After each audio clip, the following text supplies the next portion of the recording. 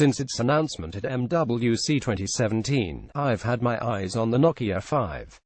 Its beautiful aluminium unibody design made it a real standout for a smartphone at this price. Now I've finally had the chance to try it out for myself, and discover whether it's as good as it looks. Read next: Best budget phones to buy in 2017 Nokia 5 review. What you need to know: the Nokia 5 is a 5.2 inches smartphone with an HD screen, a Snapdragon 430 processor, a front-mounted fingerprint sensor and a 13-megapixel camera. The processor is able to handle intensive tasks, but is let down by the limited amount of RAM at its disposal, which means multitasking isn't always smooth. Its display is extremely bright, but the 720p resolution is a disappointment when competitors offer full HD displays. Ultimately, the Nokia 5 doesn't bring anything special to the table. For a similar price, we'd recommend the better specified Vodafone Smart V8, or the Lenovo P2 with its phenomenal battery life. Image 2 of 14 Nokia 5 review. Price and competition: the Nokia 5 costs around £180 SIM-free, or it can be found on contract starting from £15 a month. It's available in 4 colors: copper, blue, black and silver. It isn't short of competitors, such as the Lenovo P2 from around £170, the Smart V8 at around £159, the Moto G5 from £165, the G4 from £150, and the new Honor 6A from around £145, £179.99. Buy now. Read next: Vodafone Smart E8 review. It's cheap, but is it any good? Nokia 5 review. Design and build quality. Perhaps the best thing about the Nokia 5 is its physical design. It feels every bit as nice as much more expensive handsets. Its soft round edges make the device easy to hold, and with its aluminium unibody, the phone should survive a Nokia 2. At only 8mm thick, the device is slender too, and it only weighs 160 grams too, which is rather lightweight for a 5.2 inches device. Image 3 of 14. A fingerprint sensor is integrated into the home button, with capacitive buttons to either side. The power and volume buttons are on the right-hand side. A nano SIM tray and microSD card expansion slot are found on the opposite side. The latter lets you add an additional 256 GB of storage on top of the internal 16 GB. Image 5 of 14. At the bottom of the device is a microSD charging port, and at the top, there's a 3.5mm headphone jack. You'll find an 8-megapixel camera at the front, and a 13-megapixel shooter with flash at the back. The phone isn't waterproof, water-resistant, nor dustproof, and its 3000 mAh battery cannot be swapped out.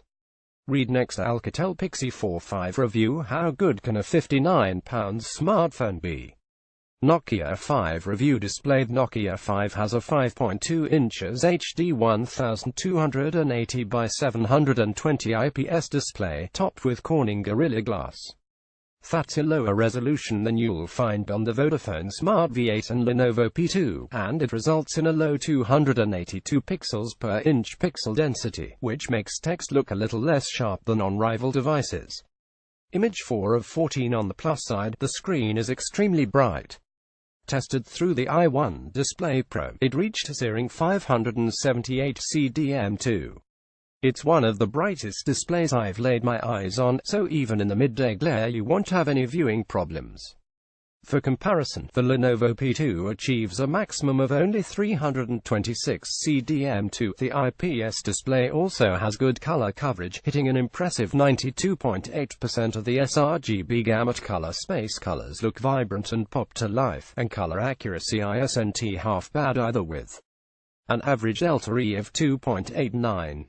Its 1:0:1 contrast ratio and 0.56 cdm2 black level are fine, but on the low side for an IPS display. If you're watching a film with dark scenes, things might look a little on the grey side.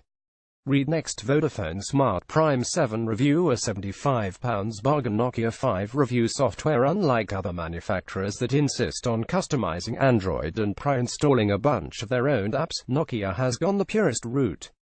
The Nokia 5 runs a completely stock version of Android 7.1.1 Nougat, so there's no bloatware or unfamiliar overlays to deal with. We like that very much. Nokia 5 review performance. Inside the Nokia 5 there's an 8-core 1.4 GHz Snapdragon 430 CPU and 2 GB of RAM. I'd have liked to see more RAM included to better deal with multitasking. If you're playing Pokemon Go with a few tabs open on Chrome in the background, you'll find the phone struggling to keep up. When it comes to single tasks, though, the Nokia 5 can cope with anything you throw at it. In the multi-platform Geekbench 4 benchmark, it outpaced almost all of its competitors, and was only marginally beaten by the Lenovo P2, which features a more powerful Snapdragon 625 processor. Nokia 5 Geekbench 4. Like most budget phones, the Nokia 5 isn't really up to handling intensive games. You'll be able to play Candy Crush and Temple Run perfectly smoothly, but in the GFX Bench Manhattan 3.0 on-screen test it managed an average of only 14 FPS. Nokia 5 battery life. Battery life is fantastic.